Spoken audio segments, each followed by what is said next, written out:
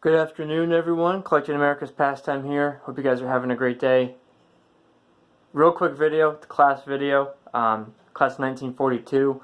My last video was a class of 1939. They did not elect anyone in 1940 or 1941.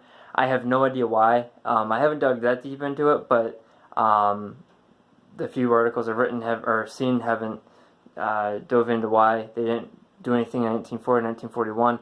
Really odd that they would have an election in 1942, the year after Pearl Harbor, when we, fully immersed ourselves in World War II.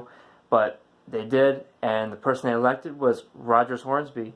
Hornsby was a second baseman, played from 1915 to 1937. He went in as a St. Louis Cardinal. This here is an E122, no, E120. Yeah, E120, 1922, American Caramel card.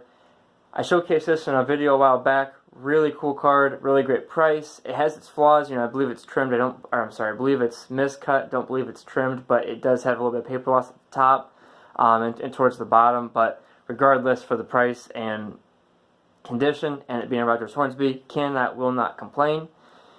On the back here, you can see what the backs of these cards look like. Full roster for the Cardinals. You can see a manager, Branch Rickey, which is really cool. Branch Rickey was the executive for the Dodgers that signed Jackie Robinson. So really cool there. Jesse Haynes is another Hall of Famer. That's actually it for the Hall of Famers on here, minus Rickey, Hornsby, and Haynes. So really cool card. Hornsby, to me, is the most underrated player in baseball history. Reason being, you never really hear him talked about, yet he led the league in almost every statistical category for 6 straight seasons, including batting average from 1920 to 1925. The lowest he hit was 370. The highest he hit was 424.